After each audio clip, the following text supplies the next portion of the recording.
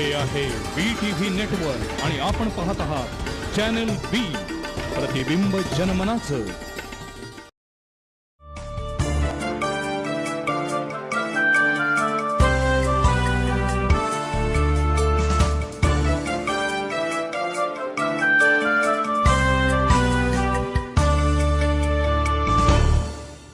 नमस्कार. संवाद प्रतिवाद या आमच्या विशेष कार्यक्रमामध्ये आपल्या सगळ्यांचं मनापासून स्वागत. अन्न, वस्त्र, निवारा या माणसाच्या मूलभूत गरजा आहेत हे आपण सगळेजण म्हणतो, मान्य करतो. पण गेल्या काही वर्षामध्ये या मूलभूत गरजांच्या बरोबरीनं मूलभूत सुविधांची सुद्धा आवश्यकता आहे. म्हणजे रस्ते, पाणी, वीज आणि आरोग्य या आपल्या मूलभूत सुविधा आहेत. आरोग्याच्या बद्दल तर गेल्या काही वर्षात अवेअरनेस, जनजागृती वाढतीये. प्रत्येकजण आपल्या आरोग्याबद्दल, आपल्या आजारांबद्दल आता जागरूक होत चाललाय. पण त्याच वेळेला आरोग्य क्षेत्राच्या दृष्टीनं आणखीन एक बदल होतोय, तो तितकासा सुखावह नाहीये. तो म्हणजे डॉक्टर आणि पेशंट यांच्यामधलं नातं. कधी काही फॅमिली डॉक्टर ही संकल्पना होती आणि मग अशा वेळेला घरातील एखाद्या महत्त्वाच्या विषयावरती सुद्धा त्या फॅमिली डॉक्टरांचं मत ऐकून घेतलं जायचं आणि त्यांच्या मताला महत्त्व असायचं. फॅमिली डॉक्टर हे मुळात त्या संपूर्ण कुटुंबाशी जुळलेला, त्या कुटुंबातील एक महत्त्वाचा घटक असायचा आणि त्यांना योग्य तो आदर, सन्मान असायचा, त्यांच्या म्हणण्याला महत्त्व असायचं. गेल्या काही वर्षामध्ये फॅमिली डॉक्टर ही संकल्पना झपाट्यानं मागे गेली.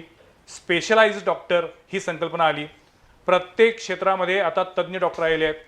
मल्टी स्पेशालिटी हॉस्पिटल आलेली आहेत. या सगळ्यामध्ये पूर्वीचा जो काही डॉक्टर आणि पेशंट यांच्यामधलं स्नेहाचं नातं होतं, विश्वासाचं नातं होतं, ते नातं हळूहळू दुरावत चाललेलं आहे. गेल्या आठवड्याभरामध्ये महाराष्ट्रात अनेक ठिकाणी डॉक्टरांवरती हल्ले होण्याचे प्रकार घडलेले आहेत. म्हणजे धुळ्यामध्ये ज्या पद्धतीनं डॉक्टरांवर हल्ला झाला, त्यानंतर औरंगाबादमध्ये झाला, नाशिकमध्ये असा प्रकार घडला, मुंबईत सायन हॉस्पिटलमध्ये घडला, हैदराबाद. या पार्श्वभूमीवरती आज राज्यातील अनेक ठिकाणच्या हॉस्पिटलमधल्या डॉक्टरांनी संप पुकारलेला आहे. आज मला याच विषयावरती बोलायचे. मुळात डॉक्टर आणि पेशंट यांच्यामधील नातं का बिघडत चालले, त्याच्यामध्ये कटुता निर्माण होतीये का, आणि अशा पद्धतीनं डॉक्टरांवरती हल्ले होण्याचे प्रकार का घडतायत, त्याला जबाबदार कोण आणि याच्यावरती नियंत्रण कसं आणलं पाहिजे.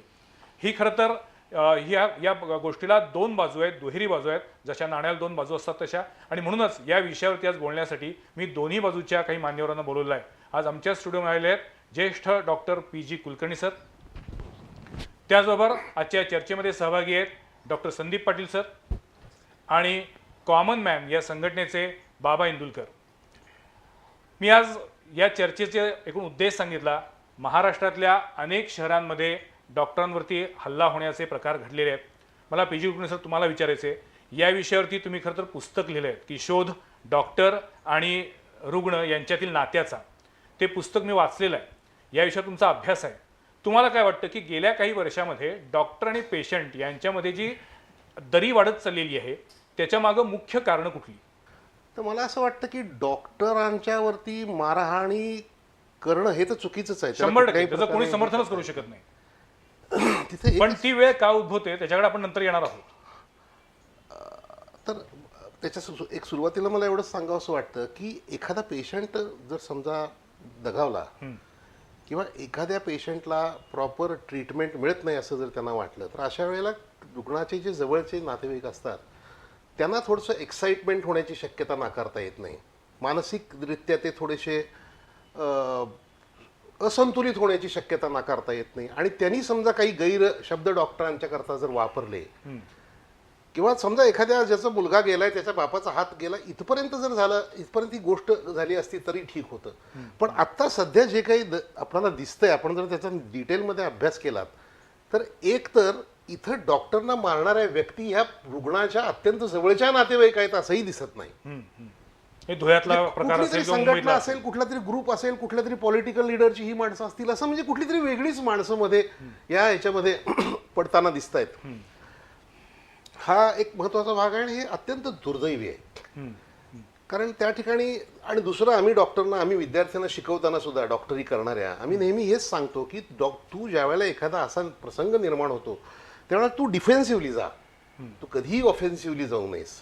असं आम्ही अगदी त्यांच्या शिक्षणापासून, वैद्यकीय शिक्षणापासून विद्यार्थ्यांना शिकवलं जातं की त्या लोकांची त्यावेळची मनस्थिती ही अत्यंत वाईट आहे आणि त्यांना तू सांभाळून घे. त्याच्या एखाद्याच्या आईचं मूल जातं किंवा वडिलांचं मूल जातं हे तू लक्षात घे आणि त्याप्रमाणे तू डिफेन्सिव्हली राहून बोल असं शिकवलेलंही असतंच. पण या सगळ्या गोष्टींमधून मला असं म्हणायचंय की ज्या वेळेला ही मारहाणीची प्रकरणं घडतात याचा अर्थ त्या डॉक्टरच्या व्यक्तिमत्वालाही समजून घेतलं जात नाही. बरोबर. त्याच्या जो शास्त्राचा तो अभ्यास करतोय, डॉक्टर हा तुम्हाला जीव परत आणून देणारा माणूस नाही आहे. बरोबर. तर डॉक्टर हा तुमचा जीव टिकवण्याकरता प्रयत्न करणारा माणूस आहे. मुळात म्हणजे डॉक्टर हा एक माणूस आहे माणूस आहे. आणि त्याच्याही शास्त्राला काही मर्यादा आहे ते समजून घेतलं पाहिजे. समजून घेतल्या पाहिजे. डॉक्टर संदीप पाटील, मी तुम्हाला विचारतो, सरांनी आता सांगितलं त्यानुसार की राज्यामध्ये अशा पद्धतीच्या डॉक्टरांवरती हल्ला होण्याच्या, मारहाण होण्याच्या घटनांमध्ये वाढ होतीये. त्याची कारणं काय ते आपण नंतर जाऊया. पण मुळात फॅमिली डॉक्टर ही संकल्पना नष्ट होण्याचं कारण काय? का हे डॉक्टरांनीच ठरवून केलं? आपापल्या स्पेशलाइज्ड आपापल्या जात बांधवांना, वैद्यकीय बांधवांना त्यांचे व्यवहार अधिक खुलेपणानं करता यावेत म्हणून फॅमिली डॉक्टर ही कन्सेप्टच रद्द करून टाकली का? नाही, तसा काही विषय नाही. तुम्ही मगाशी जो पॉईंट सांगितला की फॅमिली डॉक्टर हा एक घरातलं कुटुंबातलीच व्यक्ती असायची आणि सर्व निर्णयामध्ये डॉक्टरचा निर्णय हा अंतिम मानला जायचा. आणि कुठलाही आजार झाला, काय जरी झालं तरी एकतर बेसिकली त्याला त्या कुटुंबाची माहिती असायची, सायकोलॉजी आणि आरोग्याची आर्थिक, वैचारिक सगळीच माहिती असायची आणि या दृष्टिकोनातनं चांगले उपचार व्हायचे. आता नवनवीन तंत्रज्ञान जसं येऊ पाहते तसं नवीन मशिनरी झाल्या, नवीन तंत्रज्ञान आलं, शिक्षण आणखीन प्रगत झालं, त्यामुळे स्पेशलायझेशन आलं, त्यानंतर सुपर स्पेशलायझेशन आलं आणि त्यानंतर हळूहळू वाटा रिकाम्या होत गेल्या, म्हणजे वेगवेगळे रस्ते निर्माण होत गेले. आणि मग काही वेळेला रुग्णांच्यामुळं, काही वेळेला डॉक्टरांच्यामुळं ही फॅमिली डॉक्टर ही जी संकल्पना आहे ती अजून एक 10% शिल्लक आहे, परंतु त्याची टक्केवारी बऱ्याच प्रमाणात कमी झाली. आणि दुसरं म्हणजे दुर्दैवानं डॉक्टर आणि रुग्ण यांच्यातला जो संवाद होता तो हळूहळू कमी होत चाललाय आणि दोन्ही बाजूनं गैरसमज मोठ्या प्रमाणामध्ये निर्माण झालेत. पण मला तेच विचारायचंय की संवाद कमी होत चाललेला आहे, याच्या मागची नेमकी कारणं काय आहे? म्हणजे डॉक्टरांकडनं संवाद होत नाहीये की पेशंटकडनं होत नाही? बाबा इंदुलकर, तुम्हाला काय वाटतं? तुम्ही या सर्वसामान्य जनतेचे प्रतिनिधी, कॉमन मॅनचे प्रतिनिधी म्हणून तुम्हाला आम्ही बोलवलेलं आहे. सर्वप्रथम डॉक्टरांना होणारी मारहाण ही निषेधार्थ आहे 100%. परंतु एक उदाहरण घ्या की एखाद्या खोलीमध्ये माणूस आणि मांजर हा गरीब माणसाच्या मनानं, आणि एका खोलीमध्ये जर त्या मांजराला आपण जर कोंडलं तर मांजर सैरावर पळतं आणि मग आपण त्याला मारू लागलो की एक वेळ अशी येते की तेच गरीब मांजर त्या माणसाच्या नड्याचा घोट घ्यायचा प्रयत्न करतो. आज अशी परिस्थिती आहे देशामध्ये की माणूस आजाराने मरत नाही, माणूस डॉक्टरच्या बिलामुळे मरतो आणि त्यासोबत त्याचं कुटुंबही मरतं, अशी परिस्थिती आहे. हा मारहाणीचा 4 माणसांनी मारलं, 5 माणसांनी मारलं हा मुद्दा नाही. ह्या चर्चा करत असताना ह्याची कारणं शोधणं गरजेचं आहे, हे थांबवायचं असेल तर. आणि ह्याची कारणं, एक पेशंट डॉक्टरचा उंबरा चढतो तिथपासून चालू होतात. काय होतं ह्या देशामध्ये बऱ्याचदा असं झालं आहे की काही डॉक्टरांबद्दल अशी एक इमेज तयार होती की यांच्याकडे गेलो म्हणजे आता आपल्याला कापलं जाणार. डॉक्टरांच्या बद्दल जशी इमेज आहे तशीच पेशंट बद्दल पण आहे की हा पेशंट आला की आता हा आपले पैसे बुडवणार, अशा पद्धतीची भावना डॉक्टरांच्या मनात पण येते. हा दोन्हीकडनं जो काही विश्वास तुटला गेलेला आहे हे सगळ्यात महत्वाचं कारण आहे. विषय असा आहे की या जगामध्ये अनेक व्यवसाय आहेत, अनेक व्यवसाय नुकसानीत गेले. ह्या जगामध्ये एकही उदाहरण असं नाही की जर डॉक्टरचा व्यवसाय नुकसानीत गेला.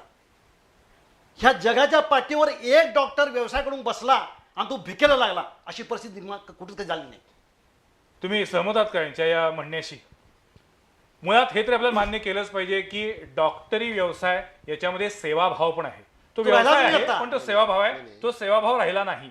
आणि त्यामुळे डॉक्टरांकडे बघण्याचा, पेशंटचा दृष्टिकोन हा आता थोडासा बदललेला आहे आणि त्यातनं त्या विश्वासाला तडा गेलाय.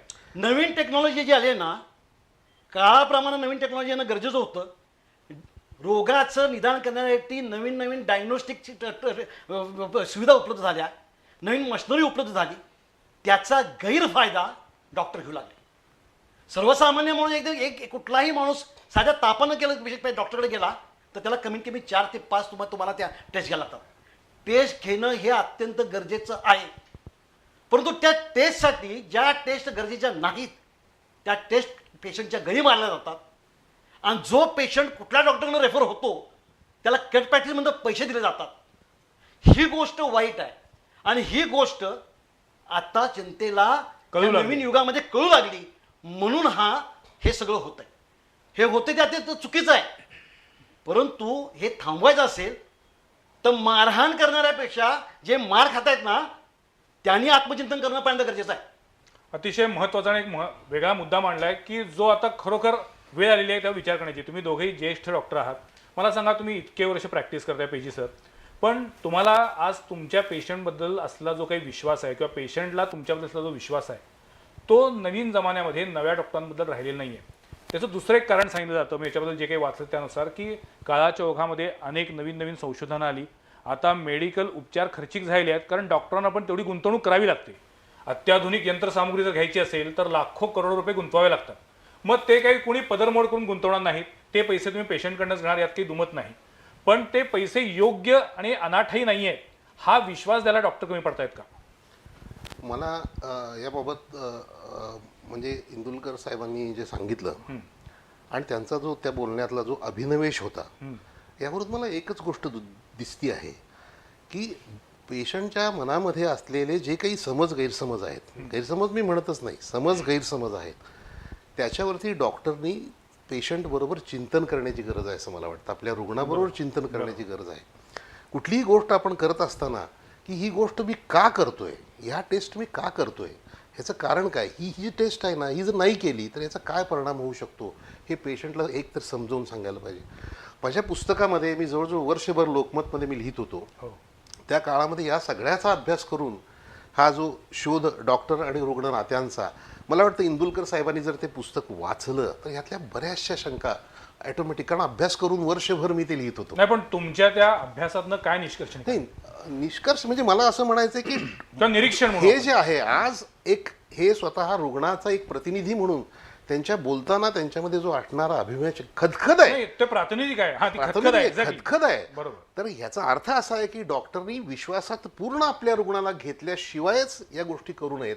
पूर्णपणे रुग्णाला विश्वासात घ्यायला पण हवं ते आणि मग केलं करायला जात नाहीये म्हणून तरी परिस्थिती उद्भवते डॉक्टर आहे. साहेब ऐका, डॉक्टर साहेब ऐका, कालच्या इंडियन एक्सप्रेसमध्ये या स्टेंट संदर्भामध्ये मोठं फुल पेज आर्टिकल आलंय. बरोबर. हो. अरे वर्षानुवर्ष 12,000चा स्टेंट तुम्ही लोकांनी आम्हाला 1,00,000 रुपयाला विकला आणि तुम्ही म्हणता विश्वास ठेवा डॉक्टरवर. तुमच्याकडे आहेच उत्तर. 12,000चा स्टेंट तुम्ही 1,00,000 रुपये आमच्या घरी घातला निव्वळ माझी अडचण बघून किंवा त्यातलं अज्ञान नाही, बघून. हा, अज्ञान. कुठल्याही पेशंटला, एखाद्या सिरियस पेशंटला तुम्ही हॉस्पिटलमध्ये घेऊन गेला तर डॉक्टरने संवाद साधला पाहिजे, ह्याशी आम्ही 100% सहमत आहोत. डॉक्टर पेशंटच्या रुग्णांना पैपणाला भेटत नाहीत. 48 तास ऑब्झर्वेशनला ठेवायला पाहिजे. You are creating an atmosphere to extort money from us. तुम्ही भीती दाखवून पेशंटकडून पैसे उकळता असं आमचं मत आहे. मी सर्व डॉक्टरांचं म्हणत नाही. ओव्हरऑल ह्या काही कुचक्या आंब्यामुळं ओव्हरऑल ह्या मेडिकल प्रोफेशन बदनाम झाले. सगळे डॉक्टर असे नाहीत. डॉक्टर हा देवच आहे असं आम्ही म्हणतो. अरे पण देव आहे म्हणून तुम्ही मला मारू शकत नाही ना. नाही, पण सुरुवातीलाच ते म्हणले की डॉक्टर जीवदान देऊ शकत नाही किंवा जीवदान देऊ शकतील पण त्याचा गेलेला प्राण परत आणू प्राण शकत परत नाही. आणू शकत हे त्यांनी मगाशी सांगितलंय. पण हा जो काही जी खतखत आहे ना किंवा हा जो काही एक संताप आहे हा एक प्राथमिक स्वरूपात आहे. पण आज जर तुम्ही 10 पैकी 9 पेशंटला विचारलं तर त्या सगळ्यांच्या मनामध्ये अशाच प्रकारच्या भावना आहेत. संदीप पाटील सर, तुम्ही होमिओपॅथीची प्रॅक्टिस करता. होमिओपॅथीमध्ये तुम्ही पहिल्यांदा त्या पेशंटची पूर्ण हिस्ट्री घेता, मग त्याच्या स्वभावापासून त्याच्या आहार विहारपर्यंत सगळं घेता. या प्रश्नाकडे बघताना तुम्ही या प्रश्नाची हिस्ट्री समजावून जर घेतलीत तर बाबा इंदुलकर जे म्हणतायत त्याच्यात तथ्य आहे तुम्हाला नक्कीच कळेल. नाही, तथ्य आहे पण ते काही टक्केवारीत तथ्य आहे. त्यांनी कबूल केलंच ना, कारण का ते की सर्वांसाठी लागू नाहीच आहे. ते लागू 100% नाही. नाही. कोणत्याही व्यवसायामध्ये अपप्रवृत्ती असतात. हाताची पाची बोटं सारखी असत नाही. पण जेव्हा एखादी अपप्रवृत्ती त्याच्यावरती मात करायला लागते परिस्थितीवरती, तेव्हा ती सार्वत्रिक व्हायला लागते. आज डॉक्टर आणि पेशंट यांच्यामध्ये जे काही विसंवाद निर्माण होतोय, हा विसंवाद तोडायचा कसा किंवा संवादाचा ब्रिज बांधायचा कसा? नाही, सेवा हा भाव राहिलेला नाही. नाही या सगळ्या हॉस्पिटलमध्ये मी तुम्हाला उदाहरण देतो ना. डॉक्टर की profession when you take an admit for MBBS you are taught to serve the patient. तुम्ही पेशंटला सेवा देण्यासाठी बसलात. दवाखान्यामध्ये स्वतःच्या मेडिकलची शॉप करण्यासाठी तुम्ही बसलेला नाही. बरोबर आहे. पण ॲट द सेम टाइम बाबा इंदुलकर, मला असं विचारायचं आहे, मी त्यांची बाजू घेत नाही, पण मला सांगा की जेव्हा एखादा डॉक्टर काही करोड रुपयांची इन्व्हेस्टमेंट करतो त्यावेळी त्यानं ती पदरमोड करून तुमची सेवा करावी अशी तुमची भावना असते. त्याच्यासाठी त्यांनी जे काही कर्ज काढलेले आहेत, बँकेचे हप्ते भरतायत, त्यांना पण व्याज आहे, तेव्हा त्यांच्या त्या इन्व्हेस्टमेंटला त्यांना काही परतफेड करण्यासाठी मगाशी माझा युक्तिवाद चालू असताना मी सुरुवात असं म्हटली की नवीन तंत्रज्ञान, नवीन डायग्नोस्टिक इन्स्ट्रुमेंटची काळाची गरज आहे. मग ती ती गरज गरज आहे. ते पुरवताय, बरोबर आहे ना? त्याच्याबद्दलची कृतज्ञता राहिली कुठं? जर डॉक्टरांवरती विश्वास न ठेवता, आता मगाशी जसं म्हटले की डॉक्टरांच्या जवळच्या नातेवाईकांनी त्याच्याबद्दल संवाद न साधताच कुणीतरी अननोन लोक येतात आणि ती जर डॉक्टरांची धक्काबुक्की करून त्यांच्या जर कॉलरला हात घालत असतील ते कितपत योग्य आहे? मारहाण निषेधार्थ आहे, परंतु पण आपण त्याच्यावरती मग तुमचं मत काय सांगा ना? परंतु मारहाणचा निषेधार्थ आहे, परंतु- तर मग अशा केसेसमध्ये आता सध्या ज्या पद्धतीनं डॉक्टरांच्या संघटनांनी संप पुकारलेला आहे तो योग्य आहे का? मग नाही, मुळातच विषय असा आहे की डॉक्टरांनी संपच पुकारणं मत गैर आहे असं मग मी म्हणत नाही. त्यांच्यावरती असं होणार- मी म्हणत नाही. असं मी कायदा म्हणत नाही. म्हणतो. असा ह्या देशातील प्रचलित कायदा म्हणतो. पण मग डॉक्टरांवरील अन्यायाबद्दल काय? डॉक्टरमध्ये अन्याय का होतो त्याबद्दल ना let's go to root cause. एकदा बसून यावर चर्चा झाली पाहिजे ना. मी ना आता काही प्रश्न विचारले त्याची उत्तर द्यावीत. 11,000चा स्टेंट गेले 15 वर्षात तुम्ही आम्हाला लाख रुपयाला विकता, हे जेव्हा जनतेला कळेल तेव्हा काय होऊ शकतं? नाही, पण त्याच्यामध्ये जेव्हा कायदा निर्माण झाला त्यावेळी हे लोकांना कळालं. पण पूर्वी त्या स्टेंटची किंमत किती होती, तो आयात करून त्याच्यावरती किती रुपये द्यावे लागत होते, अहो, हा आता- सगळा मुद्दा आपण नंतर नाही, घेऊ. नाही. पण मी आज असं म्हणतोय की आपण केवळ डॉक्टरांना आरोपीच्या पिंजऱ्यामध्ये उभं करून हा प्रश्न सुटणार नाहीये. नक्कीच नाही.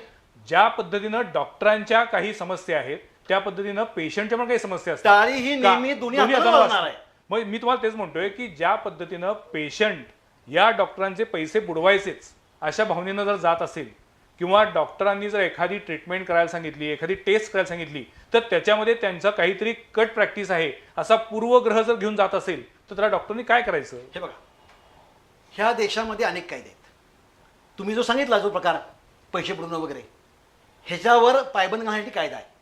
हो, पण मला- मला- डॉक्टर मला- आपली मला बोलू द्या ना, मला practice बोलू द्या ना. करतील की की जगामध्ये कोर्टाच्या फेऱ्या घालतील. समाजामध्ये कायदा मांडणारी जशी माणसं असतात तशी चुका करणारी माणसं असतात. चुका करणाऱ्या माणसांसाठीच हे अशा प्रकारचे कायदे तयार करण्यात आले. त्याचं एक्झिक्युशन व्हावं. एक मिनिट मी जरा बोला ना, बोला, अगदी जरूर. आपली ही काही वैयक्तिक नाही, चर्चा नाही, नाही नाही, आहे, नाही, ही आपली नाही, जनरल नाही. चर्चा आहे. मला हेच म्हणायचं होतं की हे जो विषय कायद्याचा हिने आत्ता काढला, तर हाच मला विषय म्हणत की डॉक्टरच्या अंगावर हात टाकताना सुद्धा 100% चुकीचं आहे. समाजानं विचार केला पाहिजे की कायदे आहेत डॉक्टरांच्या अगेन्स्ट जाण्यासाठी सुद्धा. तुम्ही डॉक्टरांच्या अगेन्स्ट क्रिमिनल केस करू शकता पोलीस स्टेशनमध्ये जाऊन. डॉक्टरांच्या अगेन्स्ट त्यांचं दुर्लक्ष झालं ही केस तुम्ही त्याच्याकडे करू शकता.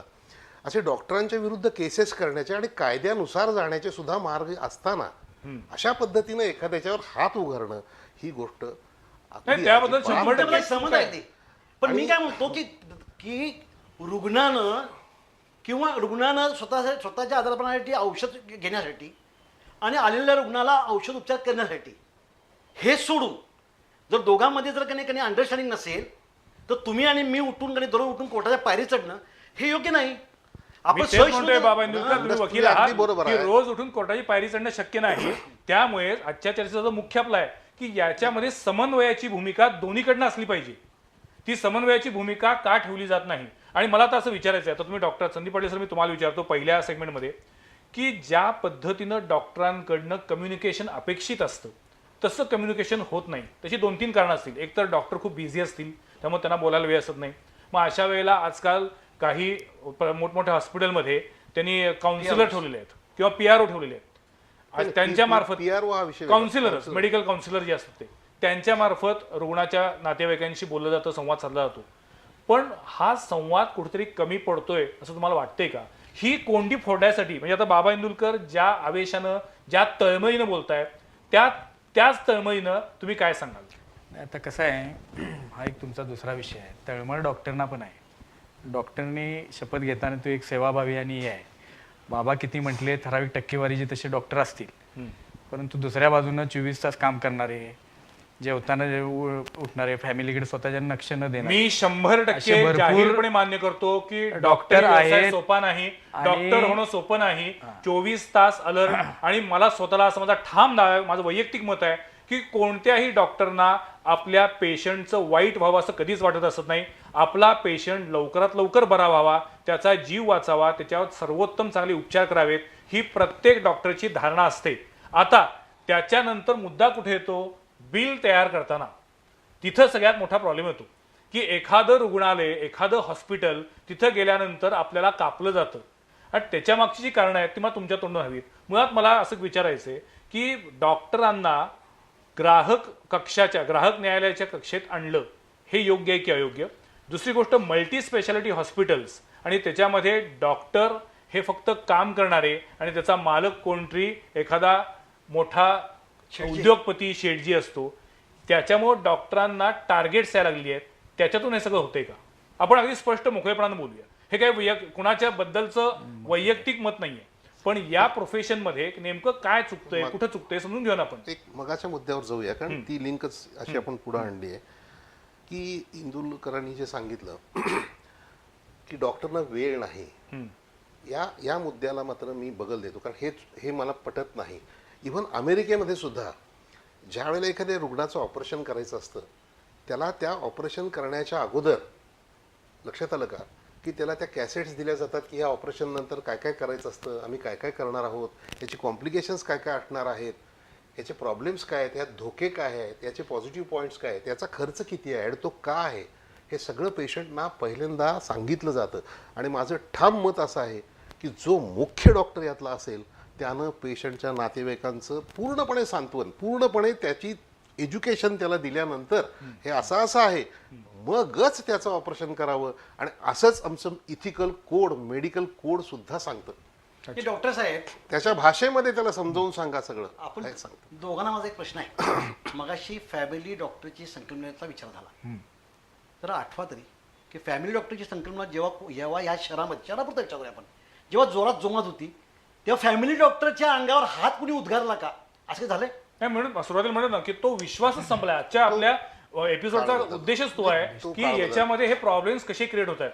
म्हणजे बाबा इंदुलकर तुम्ही जे म्हटलात तेच मी सुरुवातीला म्हटलं होतं की फॅमिली डॉक्टरबद्दल असला विश्वास, मान सन्मान, आदर ही भावना गेलेली आहे आणि अनेक स्पेशालिटी डॉक्टर आलेले आहेत. त्याच्यामागची नेमकी कारणं काय आहेत ह्याच्यावरती आपण उहापोह करूया. थोडीशी ही चर्चा तणावाकडे निघाली असे वाटतंय, म्हणून एक छोटासा ब्रेक घेतो आणि पुन्हा एकदा ही चर्चा कंटिन्यू करूया.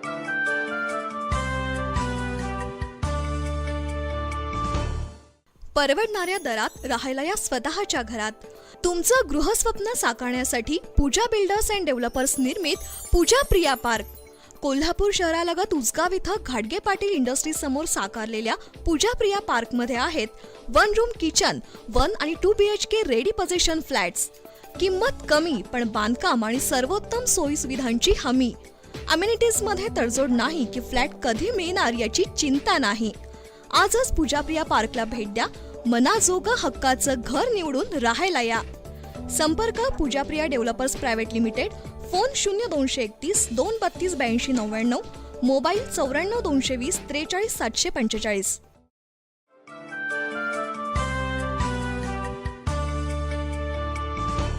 ब्रेक नंतर पुन्हा एकदा आपल्या सगळ्यांचं स्वागत. संवाद प्रतिवादमध्ये आज आपण एका अत्यंत ज्वलंत अशा विषयावरती बोलतोय, ते म्हणजे पेशंट आणि डॉक्टर यांच्यामध्ये दुरावत चाललेलं नातं.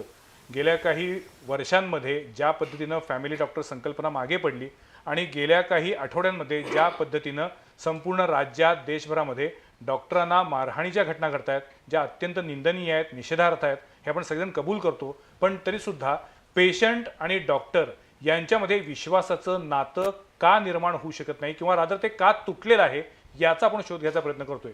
PG सर, मी तुम्हाला विचारतो, सर्वसामान्यपणे आपण आयडियली आपण बोलूया की समजा एखादा पेशंट जर एखाद्या हॉस्पिटलमध्ये आला, त्यानं सांगितलं, डॉक्टरांनी तपासणी केली, त्याचं निदान केलं, कोणता आजार झालाय, काय लाईन ऑफ ट्रीटमेंट द्यायला लागेल, ऑपरेशन करायला सांगितलं, त्याच्याबद्दलचं एस्टिमेट सांगितलं, समजा XYZ किंवा ₹1 खर्च येईल असा अंदाज कल्पना दिली आणि एस्टिमेट ₹1 आणि प्रत्यक्षात बिल मात्र ₹3, ₹4 झालं, तर त्या पेशंटनं करायचं काय? आणि तिथं पहिल्यांदा डॉक्टर आणखीन पेशंट यांच्यामध्ये दुरावा वाढतो की मला फसवलं गेलं, अशा पद्धतीची भावना पेशंटच्या मनात येते. याच्याबद्दल काय सांगाल? पहिली गोष्ट म्हणजे असं आहे की कुठलंही ऑपरेशन ज्या वेळेला आपण करत असतो त्यावेळेला ते ऑपरेशन करत असताना जर समजा रुग्णाला काही कॉम्प्लिकेशन झालं, जर त्या कॉम्प्लिकेशनचा काही विकार त्याचा वाढत गेला, त्यातून त्या विकारावरती पण ट्रीटमेंट देणं, शेवटी जीव वाचवायचा आहे ना, जे काय वाटेल ते करून जीव वाचवायचा आहे. आणखीन काही नवीन तज्ज्ञांना बोलवावं लागलं, त्यांच्या मताप्रमाणे औषधोपचारामध्ये बदल करावा लागला, अशा घटना घडत जाऊ शकतात. जे 100 मधल्या 100 केसेसमध्ये नाही, पण 100 मधल्या 1%, 2% केसेसमध्ये, 3% केसेसमध्ये अशा पद्धतीनं तो हे वाढू शकतो. फक्त गोष्ट एवढीच आहे की तो वाढत असताना त्या रुग्णाच्या नातेवाईकांना पूर्णपणे कल्पना या गोष्टी विश्वासात घेतलं पाहिजे. विश्वासात घ्यायला पाहिजे. पण मग तिथेच आपण कमी पडतोय का? तिथे संदीप कमी- पाटील साहेब, तुम्हाला काय वाटतं? मला या वाटतं सगळ्या तिथे कमी परिस्थितीचं पडतोय. हा मला वाटतं तिथे कमी पडतोय. बेसिकली असा ते 1 रुपयाचं 3 रुपये जे तुम्ही सांगितलेलं आहे अशी शक्यता फार कमी वेळेला येते हम्म.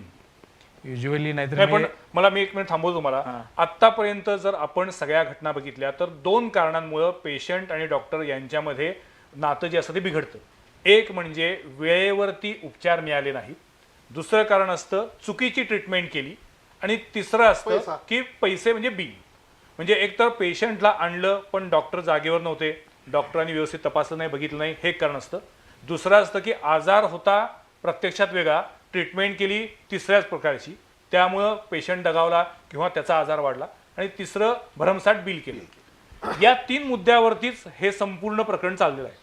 याच्यापेक्षा वेगळं कुठलं आहे का अजून कारण? पण विषय असा आहे की मी म्हटलं की दोन्ही हाताने टाळी वाजते, की जेव्हा रुग्ण एखाद्या दवाखान्याचा पायरी चढतो त्यावेळेला त्या रुग्णाला आणि त्या रुग्णाच्या नातेवाईकांना त्या डॉक्टरवर विश्वास असतो म्हणून तुम्ही त्या उमरात तुम्ही चढता.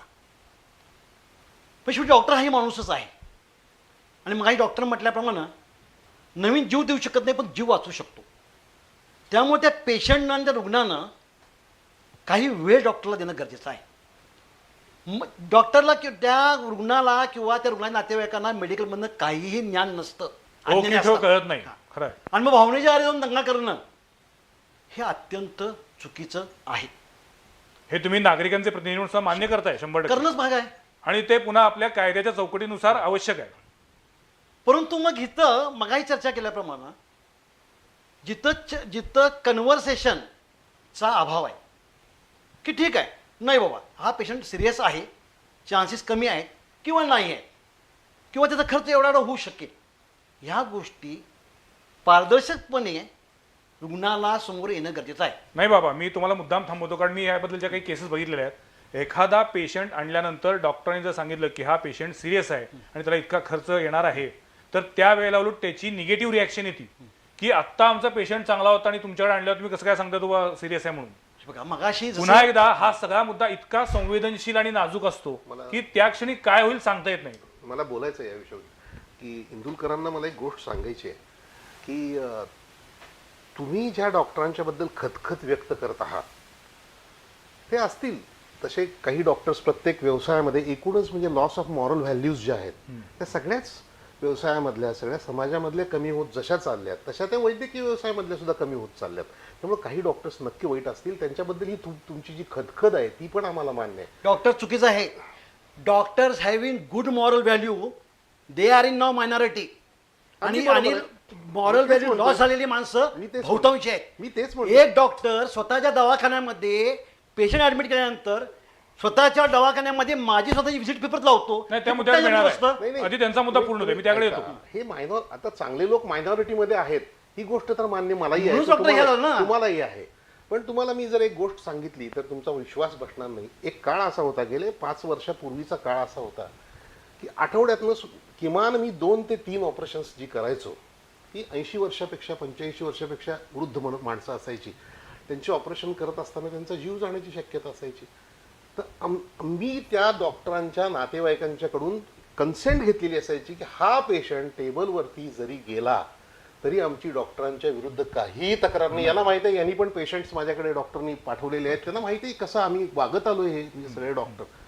तर असे शेकडो रुग्ण आहेत की ज्यांच्या नातेवाईकांनी आमच्यावर एवढा विश्वास टाकलाय की तुमचा रुग्ण गेला तरी चालेल टेबलवर, पण पूर्ण विश्वास आहे तुमच्या ट्रीटमेंटवर, आम्ही 100% करा. मी पूर्ण सहमत आहे. ज्या वेळेला विश्वासाची भाषा असते रुग्णांची त्यावेळेलाच तो डॉक्टर न्याय देऊ शकतो त्याला. बरोबर बरोबर, अगदी तर उद्या बाहेर मॉब उभा राहिला 100 जणांचा काठ्या घेऊन आणि ह्याला ऑपरेशन करताना जर ह्याची एखादी नस तुटली, एखादी रक्तवाहिनी जर तुटली तर त्या डॉक्टरचा काय घास आहे की त्या ठिकाणी स्वतःचं सगळं कंट्रोलमध्ये ठेवून ते बंद करण्याचा तुमच्याच रुग्णावर. नाही. आणि दुसरी गोष्ट अशी आहे की या सगळ्याचं एक दडपण येऊन आता मला असं वाटतं की नवी पिढी MBBS किंवा डॉक्टर व्हायला धजावणार नाही. आता या बाबतीत एक गोष्ट फार महत्वाची तुम्हाला मी सांगतो इंदुल, तुम्ही समाजाचे इतके म्हणजे समाजाबद्दल प्रेम असणारे आणि समाजा म्हणून मी तुम्हाला हे सांगतोय, आजकाल डॉक्टर, चांगले डॉक्टर, मेरिटमध्ये पूर्वी ॲडमिशन घेतलेले डॉक्टर ज्या 60 वर्षाचे व्हायला लागलेत, तर ते या सगळ्या गव्हर्नमेंट सर्व्हिसप्रमाणे आपल्या प्रायव्हेट सर्व्हिसमधनं ते लोक निवृत्त व्हायला लागलेत. का तर हे सगळं त्यांना टॅक्सेस जर तुम्ही बघितलेत ना, तर व्यापारी कर त्यांना लावलाय. म्हणजे व्यापारी ह्याच्याप्रमाणे संपूर्ण 4-4, 5-5 पट त्यांना टॅक्सेस आहेत, सगळे टॅक्सेस तसे. कायदे सगळे त्यांना, आता परवाचा नर्सिंग होम ऍक्टचा कायदा जर तुम्ही बघितला तर कायदा असा काढला त्यांनी, छोटी नर्सिंग होम हजारो होती आतापर्यंत, ते फॅमिली डॉक्टर सारखेच वागत होते ते लोक सुद्धा, म्हणजे ते तज्ज्ञ असून सुद्धा. पण त्यांना काय केलं ह्यांनी, 1,00,000 स्क्वेअर फूटचा टँक बांधायला पाहिजे. अरे ते भाड्यानं घेऊन राहिलेले त्यांच्या त्या काळातल्या कायद्याप्रमाणे काही 2,000 स्क्वेअर फूट घेऊन तिथे कसा बांधणार आता टँक तो पाण्याचा खाली? असे म्हणजे कायदे, म्हणजे असे कायदे. म्हणजे तुमचं असं म्हणणं आहे की चुकीचे कायदे थोपवल्यामुळे सुद्धा डॉक्टरांना कारण नसताना व्यावसायिकता ताण वाढतोय. एक बोलतो मगापासून, आता बिलाचा आणि याचा विषय चाललाय. एखाद्या बाबा मला उत्तर द्या, एखाद्या डॉक्टरला हॉस्पिटल काढायचं, एक तर त्याला शिक्षणाचा खर्च आहे, तो सगळीकडेच वाढलाय. म्हणजे कुठलाही इंजिनियर असू दे, डॉक्टर असू दे, त्याला हॉस्पिटल काढायचं झालं, उद्या राजारामपुरीत एखादं हॉस्पिटल बांधायचं झालं, जागेची किंमत मला सांगा. का डॉक्टरला म्हणून तिथं जागा स्वस्त आहे, त्याला काय सिमेंट स्वस्त मिळणार आहे, त्याला काय इंजिनियर, आर्किटेक्ट, बाकी सगळ्या गोष्टी लागणार. आता सगळ्या लोकांना सुविधा पाहिजे, AC पाहिजे, हे पाहिजे, याचा सगळ्याचा रनिंग कॉस्ट आली. चांगलं मशीन जे तुम्ही म्हणाला आहे, उद्या एखादं चांगलं MRIचं मशीन घालायचं झालं, 9-9.5 कोटी रुपये त्याला टॉपचं जर मॉडेल घ्यायचं झालं तर घालायला पाहिजेत. त्याचं लाईट बिल 3.5-4 लाख रुपये महिन्याला येते. त्याला जर चांगला तज्ज्ञ डॉक्टर ठेवायचा असला 2.5-3 लाख रुपये, त्याला रेडिएशनचा चांगला डॉक्टर जर रेडिओलॉजिस्ट पाहिजे असेल तर तो अपॉइंट करायला पाहिजे. अशा पद्धतीनं त्या डॉक्टरचा सुद्धा रनिंग खर्च मोठ्या प्रमाणात आहे. आरोग्य विमे सगळ्यांचे केलेले नाही आहेत. 5 स्टार हॉटेलला जाताय तुम्ही, 7 स्टार हॉटेलला जाताय, मर्सिडीज का बरं 10 लाख रुपयात तुम्ही मागत नाही? ज्या वेळेला त्या डॉक्टरचा सेटअप असतो, त्या पद्धतीनं त्याची सिस्टीम असते, त्या पद्धतीनं त्याला खर्च आहेत ना, त्याची जबाबदारी सरकार घेणार आहे का? बरं, तुम्ही आता मगापासून सांगितले की थोडी टक्केवारी म्हणताय, परंतु आता परिस्थिती अशी निर्माण झाली आहे की तुमच्या वैयक्तिक जीवनातले तुम्ही कोल्हापुरातले डॉक्टरांचे अनुभव सांगा. 100% मी उत्तर देईन की चांगलेच असायला पाहिजेत. तुम्ही रात्री कोणाला फोन केलाय किंवा कुठल्या पण यांनी फोन केलाय, कोल्हापूरमध्ये अजून सेवा ही चांगलीच दिली जाते. काही टक्केवारी आहे लोकांची, ही बिघडत चालले डॉक्टरांची, परंतु रात्री अपरात्री कुठल्या व्यवसायात कोण वकील उठतोय का, आणि कोण इंजिनियर रात्री 2ला उठून डिझाईन काढतो, डॉक्टर रात्री उठतो, त्याचे श्रम करतो, त्यावेळेला पैसे घेतो का आधी? बऱ्याच वेळेला लोक बुडवून जातात. परवा नोटाबंदीमध्ये बऱ्याच दवाखान्यात फुकट ट्रीटमेंट दिली, काही लोकांनी सीझर फुकट केले खाजगीमध्ये, ह्याचं कुठं वर आलं नाही. कितीतरी रुग्ण आम्ही बरे केलेत, आमच्याकडे पण त्यांची पत्र आहेत, त्याच्याबद्दल कधी काय जास्त चर्चा केली जात नाही. असे कितीतरी मुद्दे आहेत. आणि आता डॉक्टर आता एका भीतीच्या दडपणाखाली आहेत. ते असं करायचं आणि जीवावर काय कुठेतरी रात्री भोकसलं डॉक्टर एकटा असतोय, कशाला हे प्रोफेशन करा, दुसरं करूया, इमर्जन्सी पेशंट बघायला नको, अशी अवस्था झाली आहे. आणि दुसरा असा आहे की डॉक्टरांच्यातलं पण व्हायलन्स वाढत चाललाय ना. आता सांगायचं झालं, डॉक्टर म्हणून मी मगापासून आपलं एका पट्टीत बोलायला लागलोय, डॉक्टर बाकी आमच्या खासगीत बोलतात, बांगड्या भरल्यात का डॉक्टर लोकांनी, बंद ठेवूया, बघूया रुग्ण कुठे जातोय. पण ही दिशा बरोबर नाही आहे. डॉक्टरनी संप केला तर कुठल्या तरी दवाखान्यात जायला लागणार. या संदर्भात माझा मुद्दा नाही, मला जरा पूर्ण करू द्या. तर असे बाबा अननेसेसरी ह्यातनं हे होत जातात. आपल्या सुदैवानं कोल्हापूरच्या ह्याच्यात हा काय प्रश्न नाही आहे. कुठं आता गेले आम्ही 20-22 वर्ष प्रॅक्टिस करतोय, तुम्ही आहे आम्ही आहे, असे कुठं हे झाले नाही. मी अगदी जबाबदारी सांगतो की कोल्हापुरामधील डॉक्टरांनी खऱ्या अर्थानं अजूनही सेवाभाव जपलेला आहे. कितीतरी पेशंटना बिल त्यांची देण्याची क्षमता नाहीये समजून घेतल्यानंतर त्यांना मोफत उपचार केलेत. अनेक डॉक्टर, अनेक हॉस्पिटल्स आहेत की जी अनेक सामाजिक कार्यात हिरीनं पुढे असतात. म्हणजे संदीप पाटील सर असो किंवा अनेक डॉक्टर आहेत की ज्यांना सांगितलं की सर हा अतिशय पेशंट गरीब आहे, त्याची आर्थिक परिस्थिती बेताची आहे, तर त्याच्याकडनं 1ही रुपयाची अपेक्षा न करता त्याच्यावरती अतिशय चांगले उपचार केले जातात. हे कोल्हापूरमध्ये घडते, ही वस्तुस्थिती आहे. माझ्याकडे तर मोठी लिस्ट आहे. कोणाचा पण फोन आला आणि सांगितलं हे म्हणते डॉक्टर त्याकडे पैसे नाहीत, तुमच्याकडे गोळ्या द्या, तरी सुद्धा कोणाचा आतापर्यंत निगेटिव्ह हे आलेलं नाही. दुसरं, परवा नोटाबंदीच्या प्रकरणामध्ये एका मोठ्या हॉस्पिटलमध्ये रुग्ण ॲडमिट होता, त्याने त्याच्या नावावर चेक दिले त्या पेशंटनं, नंतर देतो म्हणून, आणि नंतर त्याच्या संस्थेचं जे हे पाठवलं की तुम्ही संस्थेला डोनेशन दिलेलं आहे, थँक्यू, आणि माझ्या भावाचं बिल यातनं वळतं केलं. एका राजारामपुरीतल्या हॉस्पिटलमध्ये घटना घडली. पोलिसांच्याकडे गेल्यानंतर पण नेमका कुठला दाखल करायचा हे करायचा, डॉक्टर तो आता फेऱ्या मारून दमलाय तिथं. असे कितीतरी प्रसंग, काही बुडवे पेशंट सुद्धा मोठ्या प्रमाणात नक्कीच त्या माध्यमातून रात्री दंगा करायला लागली तर मग लोक म्हणतात की काय हे रुग्ण बघायला नको, रात्री उठायला नको, इमर्जन्सी नको. डॉक्टरांच्यात पण अशी प्रतिमा भावना एक वाढत रुग्णांच्या बद्दल वाढत चाललेली आहे आणि ती दुर्दैवी आहे. बोला पीजी सर आधी बोलतील, मग उत्तर देऊ आपण. एकच पीजी फक्त सर. मला मगाचा जो मुद्दा तुम्ही सांगत होतात तो की एकूण डॉक्टरांच्या वरती या सर्वच गोष्टींचा कर असेल, हे असेल, या घटना घडतायत हा प्रकार असेल, पैशाचा त्याच्यावरचं लोड असेल, त्याची कर्ज असतील, त्यांनी केलेल्या शिक्षणामध्ये गेलेला पैसा असेल काय, हा सगळ्यामुळं त्याची जी मनस्थिती सध्या जी झालेली आहे यातून असं दिसायला लागलेलं आहे की माझा परवाच एक मित्र 60 वर्ष फक्त त्याला पूर्ण झाली, तर त्यानं ती रिटायरमेंट घेतली मेडिकल पॅटर्न. मी म्हणला डॉक्टर म्हणून आता प्रॅक्टिस करणार नाही. डॉक्टरी व्यवसायातून रिटायरमेंट घेतली म्हणजे तो कन्सल्टंट अतिशय हुशार. खरं तर डॉक्टर जेवढे सिनियर होत जातील तेवढे किंवा प्रॅक्टिस जेवढी लांबेल अधिक सिनियर होतात. मेरिटमध्ये ऍडमिशन त्या काळामध्ये मिळालेला मनुष्य आज असा फिजिशियन की ज्याचा खूप लोकांना उपयोग झाला असता आणि त्यानं खूप चांगलं काम पण केलं शेवटच्या काही 2-4 वर्षामध्ये आणि रिटायरमेंटमध्ये घेतली की मला आता बास. मला म्हणायचं आहे अशा पद्धतीनं का 60व्या वर्षी डॉक्टरला त्याचा उदरनिर्वाह पुढे चालू ठेवता येईल एवढा तर पैसा त्याला मिळालेला असतो किमान. असं जर भारतातल्या डॉक्टरनी या सगळ्या त्रासामुळे ठरवलं आणि असे भारतातले साधारण 5 ते 10 हजार सिनियर डॉक्टर्स मग सर्जन्स आणि फिजिशियन्स असतील, हे जर आपला व्यवसाय करायचं बंद करायला लागले तर समाजाच्या दृष्टीनं फार मोठा वैद्यकीय हे आहे. डॉक्टरजींना असं इंटरप्ट करतो की 60 पर्यंत त्यांनी सेवा दिल्या, परंतु आज जो नवीन आहे की बाबा 12वी झाली त्याची, 12वी सायन्स झाल्यानंतर डॉक्टर व्हायचं, मग स्पेशालिटी, सुपर स्पेशालिटी, मग हॉस्पिटल, मग रोजचे दंगे, तर या लाईनला न जाता बुडवाबुडवी रुग्णांची मोठ्या प्रमाणामध्ये बिलं बुडवणारी पण लोकांची संख्या वाढलेली आहे. ह्या लाईनला जावा कशाला? आता झालेली रिटायरवर ठीक आहेत, नवीन जर तयार झाली नाही तर ही सेवा कशी जाणार? पॉप्युलेशन वाढत चालले, वाढती व्यसनाधीनता वाढत चालल्या. आजच आम्ही ट्रॅफिकचा मोठा कार्यक्रम घेतला, IGG होते, आपले नांगरे साहेब होते, कलेक्टर होते, डॉक्टर प्रभूंचं व्याख्यान ठेवलं होतं. हेल्मेट न वापरल्यामुळं, सीट बेल्ट न वापरल्यामुळं किती मोठ्या प्रमाणात ॲक्सिडेंट्स, मृत्यू हे वाढत चालले. त्याच्याकडे आपण तेवढं आपल्या लोकांचं लक्ष नाही आहे. हृदयविकार आहे, या व्यसनाधीनतेमुळे ॲक्सिडेंट्स असतील, कॅन्सरसारखे विकार आहेत, ते सॉफ्ट ड्रिंक, पिझ्झा या लाईफस्टाईलमुळे एवढे आजार वाढलेत, त्यामुळे हॉस्पिटल वाढलेत, पॉप्युलेशन वाढत चाललंय. त्यामुळे वैद्यकीय सेवा अतिशय चांगल्या माध्यमातून देण्याचा प्रयत्न डॉक्टरांचा आहे.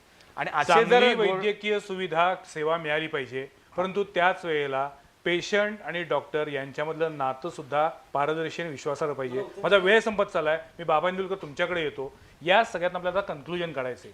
एकीकडे डॉक्टरांवरती होणारे हल्ले निषेधार्ह आहेत हे आपण सगळेजण मान्य करतो. दुसरीकडे पेशंट सुद्धा काही वेळा पूर्ण माहिती न घेता अतिशय उथळपणे रिॲक्ट होतात, ही वस्तुस्थिती आहे. आणि तिसरीकडं डॉक्टरांकडून पेशंटना हवा तसं कम्युनिकेशन, हवा तसा संवाद साधला जात नाही, हे आपण मान्य करतोय. बाबा इंदुलकर तुम्ही थोडक्यात सांगा, या परिस्थितीची कारणं आपल्याला समजलेली आहेत, आता याच्यावरती सोल्युशन काय असू शकेल? नाही कारण समाजाची कारणं आम्ही सांगितली, डॉक्टरांची त्यांनी सांगितली नाही. मारहाण झाली, समाजाचा प्रतिनिधी म्हणून म्हटलं की अत्यंत चुकीचं आहे. आता डॉक्टरांच्या चर्चेमध्ये असं झालं की now they want to create a picture की डॉक्टर फॅकल्टी एकदम चांगली आहे, समाज अतिशय वाईट आहे. असं अजिबात नाहीये. आणि असं असतं असं नाहीये, तसं म्हणणं पण नाहीये. असं अजिबात म्हणणं असं अजिबात नाहीये. लक्षात ठेवा, रुग्ण आहे म्हणून डॉक्टर आहेत. जेव्हा एखादा समाज, मेजॉरिटी ऑफ द समाज एका व्यवसायाच्या विरुद्ध उठून उभा राहतो, तेव्हा इंट्रोस्पेक्शनची गरज आहे. कोण चूक कोण नंतर ठरवू, पण let's go to the root cause. जनता म्हणून आम्ही रूट कॉजकडे जायला तयार आहोत. चला बसूया, आपण चर्चा करू याच्यावर. ही चर्चा उत्स्फूर्तपणे झाली पाहिजे. आणि जनता असेल किंवा डॉक्टर असेल, चुकीला चूक स्वीकारायची जबाबदारी दोन्हीकडे अगदी बरोबर आहे. संवाद नाही, पण आता आपला हा एक प्रयत्नच आहे की याच्यामध्ये हे रिलेशन जे आहे डॉक्टर आणि पेशंटचं हे अधिक स्मूथ असावं, ट्रान्सपरंट असावं, हाच आपला प्रयत्न आहे. आता याच्यामध्ये तुम्ही जसं म्हटलात की डॉक्टरांच्या मध्ये सुद्धा 2 प्रकार आहेत. मला तर वाटते 2 प्रकार नाही आहेत. त्याच्यामध्ये काही जण व्यावसायिकतेला प्राधान्य देतात, त्याच्यामुळे आपल्याला वाटतं की नाही त्यांचं बिल जास्त आहे. पण मगाशी म्हटलं तसं की एखादं भलं मोठं हॉस्पिटल उभं करायचं, अत्याधुनिक सुविधा द्यायच्या, तर त्याच्यासाठी लागणारी जी काही इन्व्हेस्टमेंट कॉस्ट आहे त्याच्याबद्दल आपण कोणी विचारच करत नाही. सामान्य माणूस म्हणून मगाशीने जे प्रश्न उपस्थित केले तर आपल्याकडे उत्तर नाही आहेत की डॉक्टरांचं हॉस्पिटल बांधायचंय म्हणून त्यांना सरकार वेगळा काही भूखंड देत नाही, त्यांना सिमेंट कंपन्या कमी दरात सिमेंट देत नाहीत, त्यांची जी काही कॉस्ट आहे ती त्यांना आहेच, शिक्षणावरती आहे, टॅक्सेस आहे. आता पुन्हा दुसरीकडे काय आहे की मगाशी जे म्हणले असं की एक तरी डॉक्टर दाखवा की जो डॉक्टर त्यानं आर्थिकदृष्ट्या प्रगती केली नाही.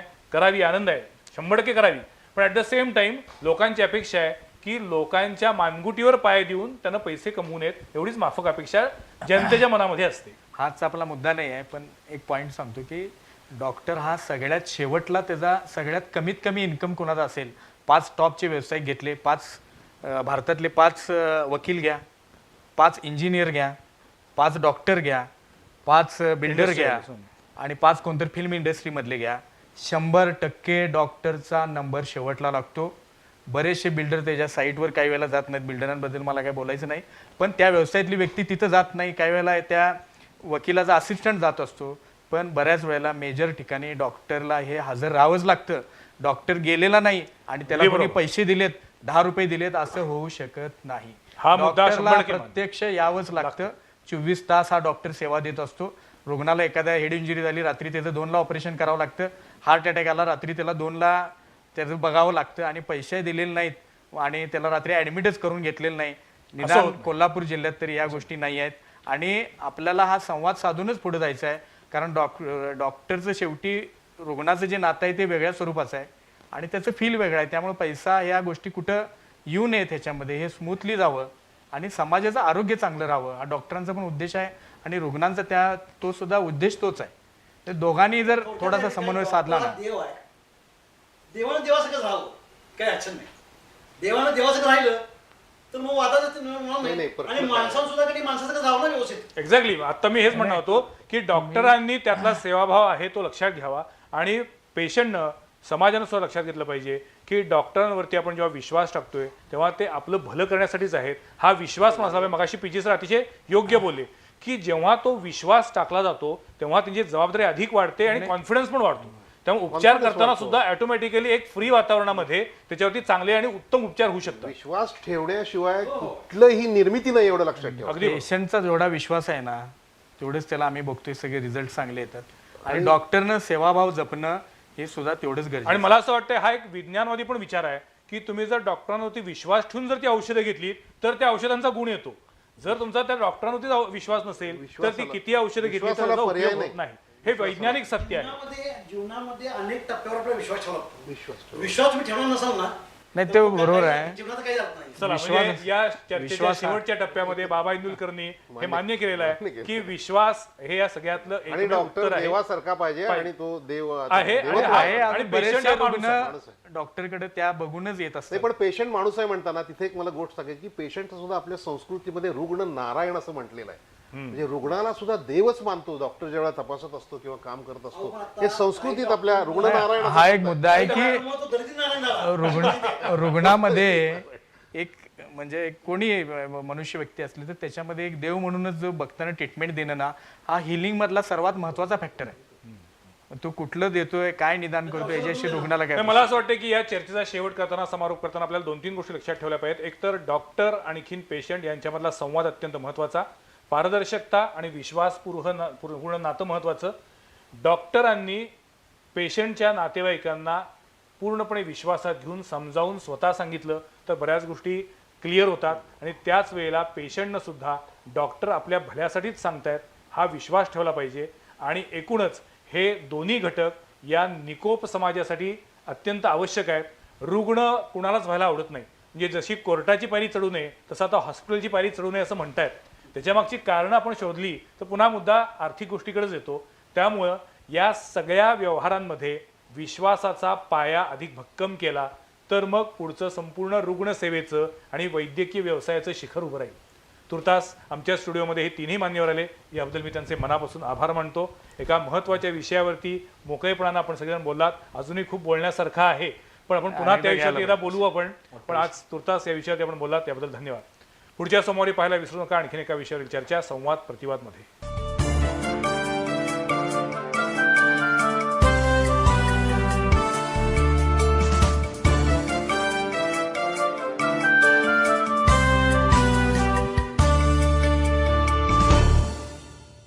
हे आहे BTV नेटवर्क आणि आपण पाहत आहात चॅनल B, प्रतिबिंब जनमनाचं.